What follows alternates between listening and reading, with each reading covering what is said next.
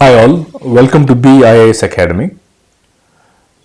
We are dealing with Chapter 1, Introduction to Ethics. The topic here is Dimensions of Ethics. So what does a dimension mean? There are one single dimension or two dimension, three dimensions or multiple dimensions. What do you understand by dimension?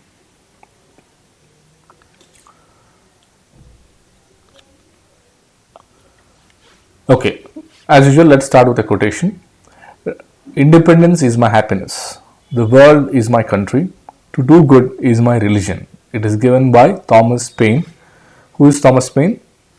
He is an English-born American. He is a political activist. He is a philosopher, was a political theorist, and a revolutionary. What is this quote? He says, independence is my happiness. That is, freedom is my happiness. The world is my country. That is, in India we have another term for this, that is Vasudhaika Kutumbam. The world is my country. And to do good is my religion.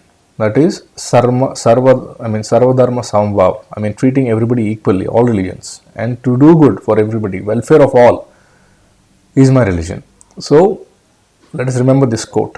And recently you have seen in mains examination, quotations are given directly and you have to write an answer on it. So that means you have to understand the quotation through your examples. You pick it from newspapers, magazines, or your real life experiences. Let me repeat the quotation. Independence is my happiness, the world is my country, and to do good is my religion.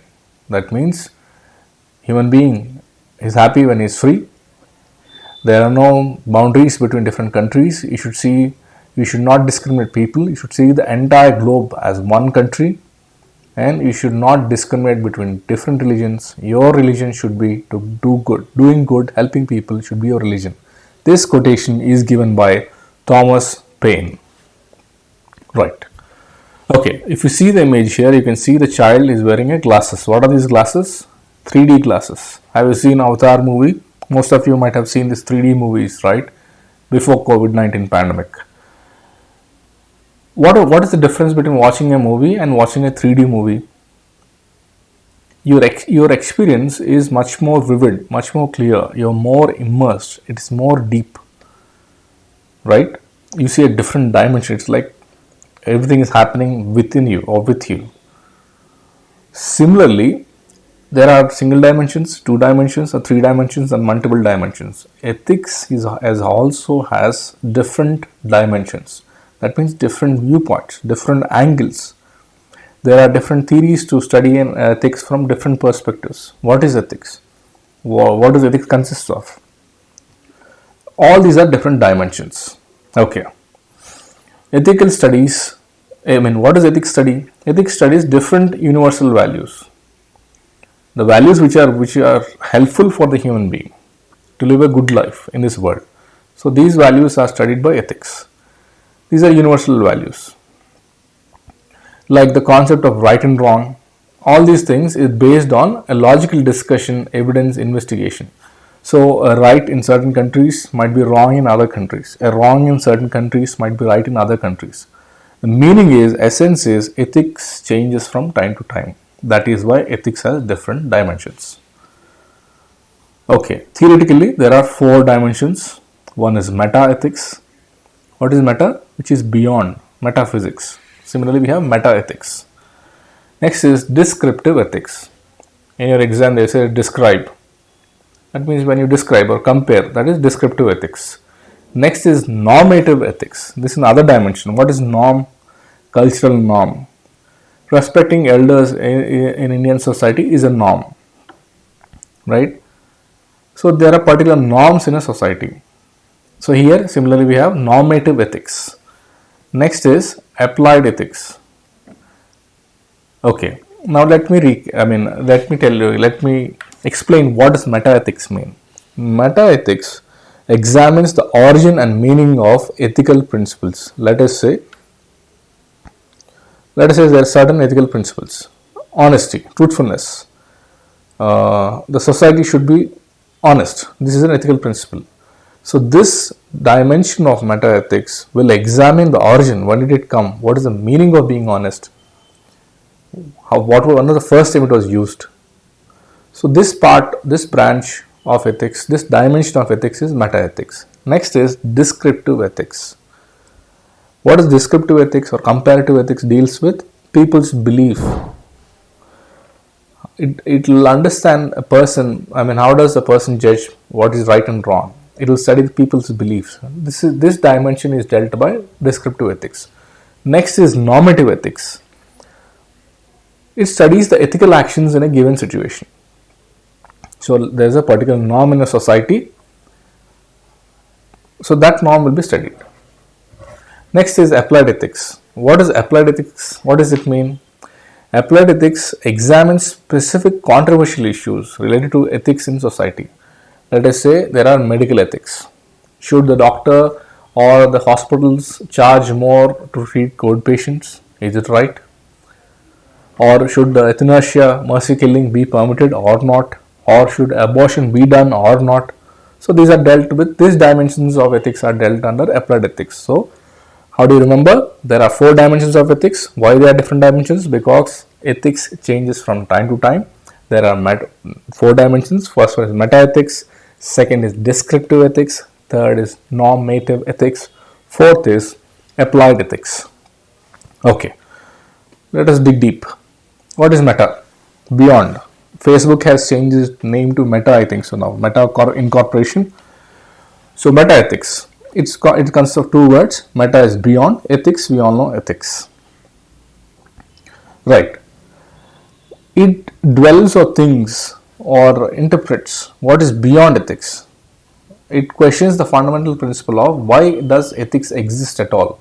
That means it deals with philosophical aspects of ethics, which is beyond. Like you have physics and metaphysics. Beyond physics, that is metaphysics. Metaphysics is nothing but the study of origin and meaning of ethical concepts. It has 2 issues under it. One is metaphysical and psychological issues. Metaphysics covers 2 issues, that is metaphysical and psychological issues. What are these metaphysical and psychological issues? We all know what is metaphysics, right? Metaphysics is a branch of philosophy. It is concerned with fundamental nature of reality and being. How this life came into existence, or what is this universe? How the Big Bang theory? What is beyond the universe? All these issues are dealt by metaphysics. The ethical issues under metaphysical domain are studied under meta-ethics. Okay, it has this metaphysical issues has 2 theories. One is absolutism, other is relativism. Don't worry, because by just understand the concept, you will eventually remember if you read it twice, thrice. Okay, under metaphysical issues, there are 2. There is meta-ethics. Under meta-ethics, we are studying about metaphysical issues, and there are psychological issues. Under metaphysical issues, there are 2 theories. One is absolutism, and second one is relativism. What is absolute? One thing in particular, which is concrete, solid. Relative. What is relative? When you compare 2 things, right? A speed of a bike is 60 kilometers per hour. The speed of another bike is 40 kilometers per hour. So we are comparing 2 bikes. That is relative. Or the marks of your friend are less than you, or you have more marks than your friend. So this is in relative. So what are these? Absolutism deals with ethical principles that are absolute, that are universal. Okay, you will understand if I tell you an example. Killing human beings is not ethical. This is an absolute principle, right? Stealing is not ethical. Lying is not ethical. Cheating somebody is not ethical.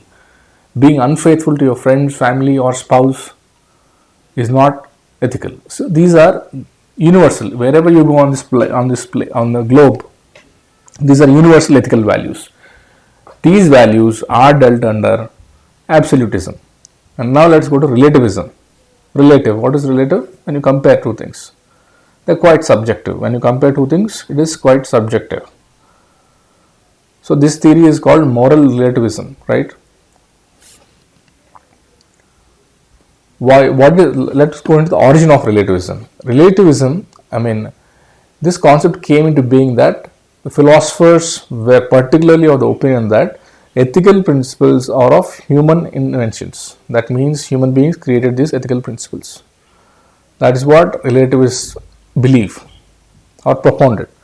So under this, there are two distinct forms of relativism, that is individual relativism and cultural relativism.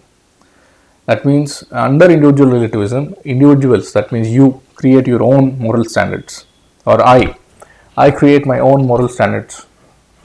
Going to time on office, or being not corrupt, or serving the society. These are your moral standards. This, when you create your own moral standards, this is called individual relativism. And there is another thing called cultural relativism. According to this view, basic principles of morality and values are decided by the society, like the values like homosexuality or marriage among close relatives, abortion. So all these values are dealt under cultural relativism. So we are talking about a dimension of ethics, that is we are dealing with meta-ethics. Under meta-ethics we have metaphysical issues. Under metaphysical issues we are dealing two theories, that is absolutism, that is which talks about absolute human universal values like not stealing, not killing, not lying, not cheating. And then next is relativism. So relativism, there are individual relativism and cultural relativism. Whereas an individual creates own moral standards, that is individual relativism. When a society creates its own moral standards, that is cultural relativism. So why are we studying this? We are trying to understand the dimensions of ethics. Okay, under meta-ethics there is another issue. We have seen metaphysical, now we are seeing psychological issues. The question is, you in your family, you might have a brother or sibling. You and your sibling, do you both have the same moral values? Or brother and sister the same? Do they have any differences? Some people behave morally while some others do not. For example, let us take a sample of a society or a family or an office. People behave differently. They have different ethical or moral values. Okay, right. So these aspects are dealt under psychological issues. So there are different dimensions in this. One is egoism, next is altruism, next is emotion and reason. The psychological aspect of meta-ethics are divided into different dimensions, that is egoism, altruism, emotion, reason. What is egoism? We all know, right? Maximizing the self-interest. Me, myself, my profit, what is in it for me? So these aspects are dealt under egoism. Maximizing the self-interest. Let us say there is a company, or you are a CEO of a company, you want to make 500 crores revenue for the next coming quarter. So if you put your efforts to maximize the revenue, or the turnover of your company, these areas are, you're here, what are you doing? You're maximizing the self-interest. So this dimension is dealt under egoism. Next is altruism. You might have read about altruistic nature or being selflessness. That means altruists believe that sharing is caring. If you share something, your joy will be doubled. So shared joy is double joy. Shared sorrow is half sorrow. That means, what does it mean? If you share your happiness will be doubled. If you're sad, if you share it with your friend, family, or anybody close, near and dear, your sorrowness will come down. Your sadness will come down to half. This is the belief that altruistic people have. So this dimension is dealt under altruism. And next is emotion. You read about David Hume. He says that we do things that make us feel good, and we later justify our actions by finding suitable reasons for the same. So that means certain actions are based on emotions, and we do those actions and then we justify it later. So this theory was propounded by David Hume. Next is reason. This was proposed by Immanuel Kant, the German philosopher. He believed that true ethics is guided by reason instead of emotion. That means true ethics is always guided by reason, logic. So these are different psychological issues under dimensions of ethics. We are dealing with meta-ethics. Next second dimension, comparative ethics or descriptive ethics. what does it compare here, or what does it describe? It studies the people's belief about morality. It investigates people's ethical ideals, like which actions societies reward or punish in law or politics. So it is a comparative ethics. This dimension deals with comparative ethics. It is dynamic, yes, because it keeps changing from time to time and place to place. Classical example, marrying, you can in an Islamic country, polygamy is permitted, and this practice is considered unethical or immoral in different countries. Like in Western society, premarital sex is permitted, live-in relations are permitted, and then these are not considered immoral in Western world, whereas in India it is not appreciated. So what does descriptive ethics or comparative ethics deal with? What does this dimension deal with? This dimension studies people's belief about morality. Next is normative ethics. What is norm, NORM? A society has particular norms. Okay, what does it do? It studies ethical actions. Like the earlier we have seen descriptive, these are prescriptive. Like it will tell you what to do. It guides us how to act morally. Normative ethics can be divided into 4 branches. Norms means about prescriptive. What to do, what not to do. If you go to a doctor, he'll give a prescription. That means you have to take this tablet to get cured. Right? Similarly, normative ethics are also called prescriptive ethics. They give you certain prescriptions or certain norms to guide or how, and they tell you how to act morally or how to behave morally, how to think morally. Under this normative ethic dimensions, there are 4 branches or 4 theories. One is virtue ethics. Next is deontology. Third is consequentialism. Fourth is ethics of care or relational ethics. Okay, let us see in deep. What is virtue? Opposite of virtue is vice, right? Okay, this virtue ethics were advocated by Greek philosophers like Aristotle, Socrates, Plato, Thomas Aquinas. What do they say? What does a virtue ethics say? It focuses on integrity of a person rather than specific actions. Like as said by Sri Krishna in Bhagavad Gita. What did he say? Nishkama Karma. It is main emphasis on integrity, do your duty. Okay. So this virtue ethics believes that virtuous person possesses 4 cardinal virtues. I mean, if somebody says if a Greek philosopher Socrates comes to you and says that you are a virtuous person, that means you will have 4 qualities or 4 cardinal virtues. What are they? Prudence, courage, temperance, justice. So if you have these 4 qualities, you are a virtuous person, as by Socrates, Plato, Aristotle, Thomas Aquinas, or supporters of virtue ethics. What is prudent? That is, there is prudent life, ICICI prudent life insurance, or being prudent. That is nothing but wisdom. It is the ability to discern, or it's the ability to judge. What to judge?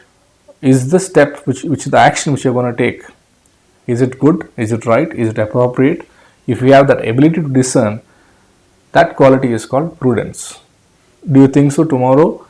I mean today or tomorrow, if you become a civil servant, do you think so this quality, virtues are required by a civil servant or a common person, or to become a good citizen at least? We need to have these 4 virtues. That is, one is prudence or wisdom. Next is courage. What is courage? Can you define courage in your own words? Simple, not having fear. It is the ability to confront fear, or it is the ability to confront uncertainty. It is the ability to confront intimidation. There are 7 synonyms. It is called fortitude, forbearance, strength, endurance. So courage is to ability to confront intimidation, ability to confront uncertainty. You don't know what is going to happen, but still you want to persevere. That is courage. Next is temperance. What is temperance? Okay, to remember temperance, how do you regulate your fan speed? You go to the regulator, change speed. If you want a high speed, you could put it at 5. If you want low speed, you put it at 1. So you regulate 1, 2, 3. You regulate the speed of the fan. This regulation quality is called temperance. It means moderation in action, moderation in thought, moderation in feeling. So if you're able to regulate your feelings, if you're able to regulate your thoughts, if you're able to regulate your actions, that means you have the virtue that is called temperance. That is why people call he has short temper, because he cannot regulate it. It's very short. He gets anger. He's angered very quickly. It is also called a restraint or practice of self-control, moderation, all these things. This is the third virtue. Next is justice. Justice is, what is justice? That is treating people or persons in fair manner. That is justice. It is very important because other words for justice, righteousness, equitability or equitableness or moral rightness. So a virtuous person should have these 4 qualities, that is prudence, courage, temperance, justice. Why am I explaining this in detail? Because in your exams you will get these kind of questions. Okay. The trick is, how do you remember the virtues? Imagine you play badminton or a tennis, let us say. So let us say your friend is playing badminton in a court. Let us say he is playing in a prudent or a wise court. What is wise here? It stands for wisdom. Court, C-O-U-R, courage. T stands for temperance. Add just wise court. That is how you remember. Okay. That is a trick. Coming to normative ethics. Under normative ethics, the second concept is deontology. What is deontology? Deontology. That is, it is emphasized on duty. Rule based. It is described as obligation based or a rule based ethics or duty based ethics. Why? It mainly emphasizes that if you are ethical, as per deontology, you have to follow the rules at all times. Follow the rules at all times. Do your duty at all times. As per deontology, action is more important than its consequences. The famous proponent of deontology is Immanuel Kant. Yesterday we read a quotation. Hope you remember that quote. In law, a man is guilty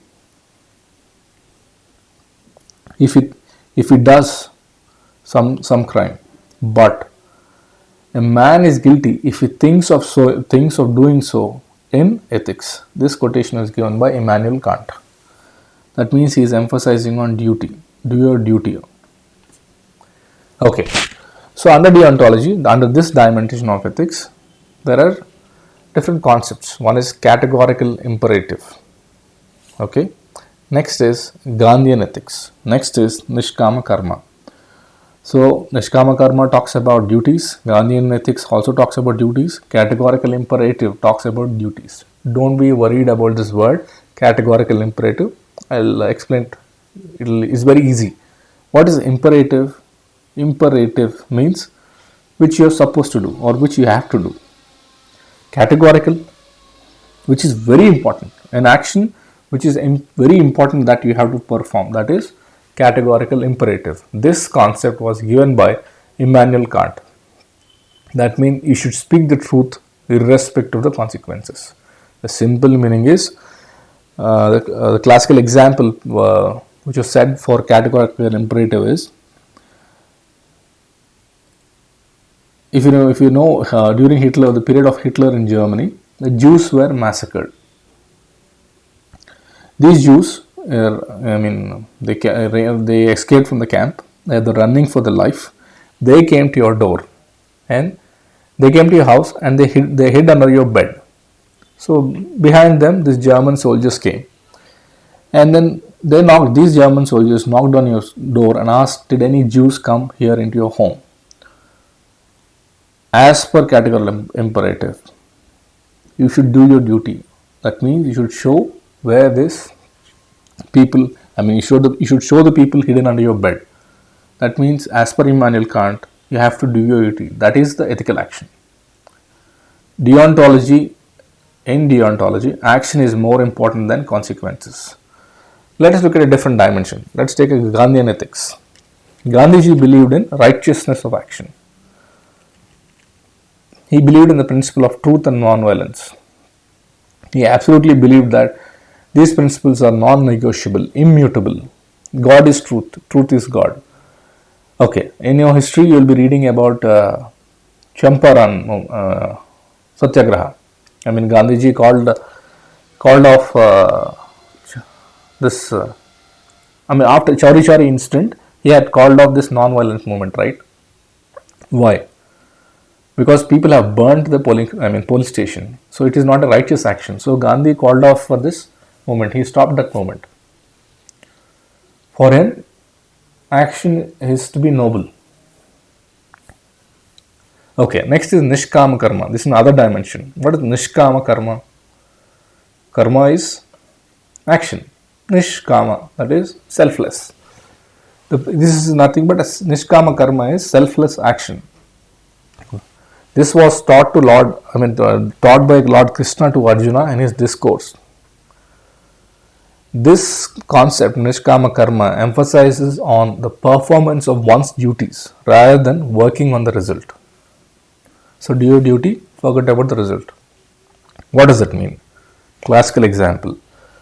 Don't think of you will become an IAS officer or IPS officer or an IRS officer, or will you get your state cadre, or will you get into a different state. Forget about all those things. Focus on your preparation. Do your bit day in day. Go to class, read, study, repeat, revise, practice, write minds tests, do prelims test series, all these things. So do your duty rather than working on the result. So if your actions are good, the fruits of your actions will be naturally noble. This concept is called Nishkama Karma or selfless action. So here, these concepts are dealt under deontology. Deontology is a dimension of ethics under normative ethics. Under normative ethics, there is another dimension, other theory, that is consequentialism or teleology. This is exactly opposite to deontology. Deontology emphasizes on action, whereas consequentialism or teleology focuses on the end, the consequences. What is teleo? Teleo means end. Okay. If the outcome of an action is good, it is ethical action. If the outcome of an action is bad, then it is unethical as per consequentialism. Example. Lying to save somebody's life is ethical under consequentialism because you are saving lives. Okay. So what are the theories under consequentialism? There is utilitarianism, there is welfarism, there is egoism, altruism. Okay, what is utilitarianism? Okay, in your kitchen, in your home, you might have some utilities, kitchen utilities, or home utilities, or utensils. That means it has some value. It maximizes your output. Utilitarianism is an action, it says that any action is right if it maximizes the happiness for the greater number of people. This was proposed by Jeremy Bentham and John Stuart Mill. Coming classes, we will deal these concepts in detail as well. Let me understand the concept here. So utilitarianism simply talks about greatest good for the greatest number of people. So now I'll tell you an example to understand this. If you build a dam, thousands of or maybe lakhs of people will be benefited because they'll get water from the dam to irrigate the fields. They can generate an electricity. But what about the question? What about the tribals living in that area before the dam was constructed. So now the question is it ethical to construct a dam? Because tribals they have to be relocated, they're losing their livelihood, they're losing their home, they're losing their culture.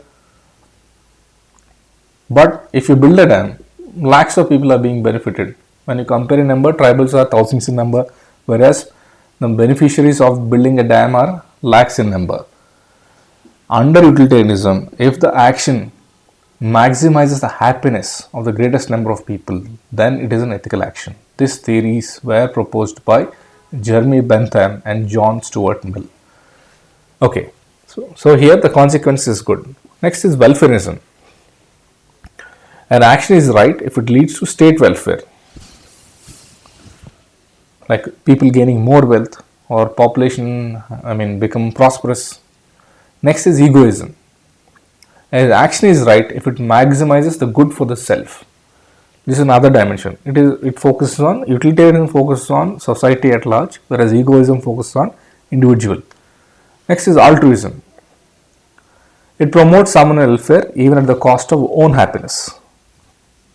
If you're hungry and you have a meal with you, but if you see a beggar who is starving for food, instead of you eating, you give your food to him. That is altruistic nature. That means the consequences of your actions are good.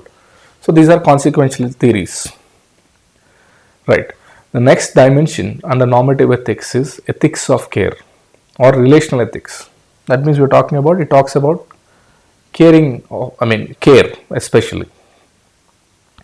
This was given by Carol Ginnigan. She was a feminist theorist. She argued that any moral principles or anything arises from experience of empathy and compassion. That means if you were hungry at some point in your life, you know the value of hunger, and then you might use your money to do charity or provide food, distribute food, ration. So this theory, ethics of care, says that morality arises out of experience of empathy and compassion. Let us say some member of your family needed blood, and you had gone to the blood bank and gave blood, took the blood packets and went to the hospital. If you have this experience, tomorrow morality might arise that you will keep donating blood through your entire life. So the ethics of care talks about morality arises out of the experience of empathy and compassion. So mainly, simply put, it emphasizes on interdependence between relations, interdependence and relationships in achieving ethical goals. Ethics of care talks about how a society should be, how a family should be, or how a state should be. Example, 2000 years ago, Jesus Christ preached non-violence and forgiveness. Nearly most of the 60 to 70% of the world follow these principles preached by the Christ. Buddha preached compassion. Buddhists today practice compassion. And also this is also practiced, compassion is practiced by many other people from different religions. And Mahavira preached ahimsa. So what does these values like non-violence, forgiveness, compassion, ahimsa say? They are a guiding light for a society. To how should a family be, society be, or a state be.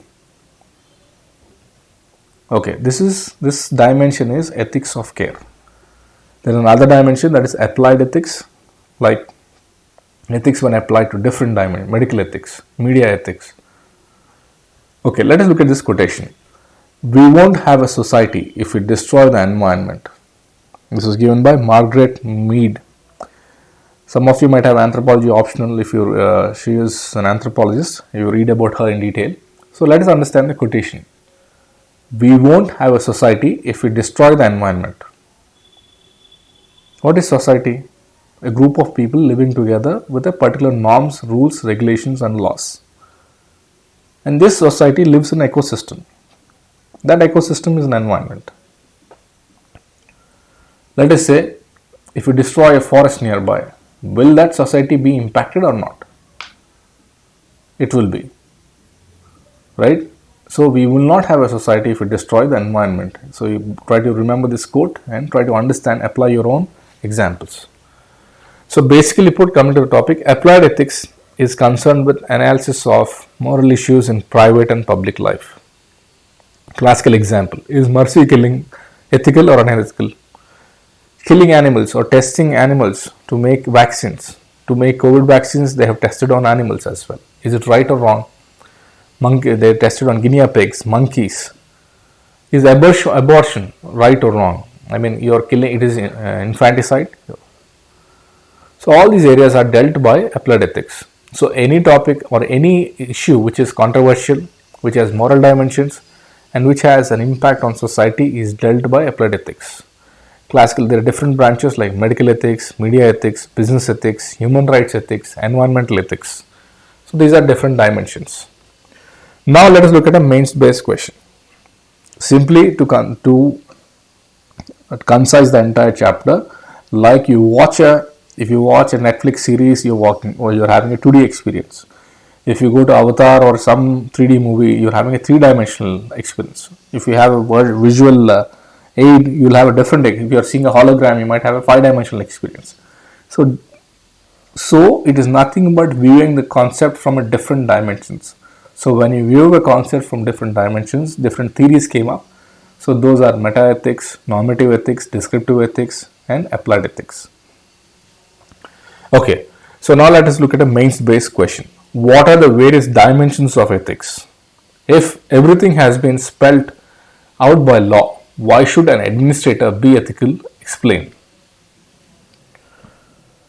I'll read the question again. What are the various dimensions of ethics? This you can write it. Here the next part is tricky. If everything has been spelled out by law, why should an administrator be ethical? Did you understand this? Let me rephrase it. Where law ends, ethics begin. If you rephrase it, that's how it's going to come. So you have to explain it. The standard format, introduction, body, and a conclusion.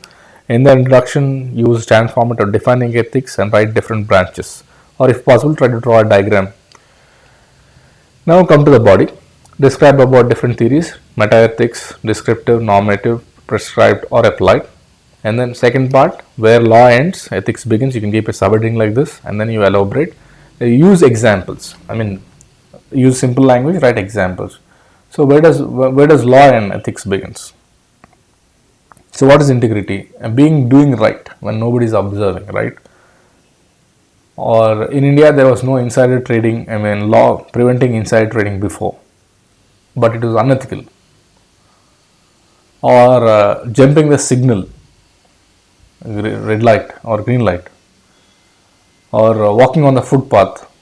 So all these things, law cannot cover the entire aspect of human being, but ethics can. That's what the question is about. And finally you conclude. So whoever is interested can write answers and mail us to beiasacademy@gmail.com. Thank you for listening and have a great day.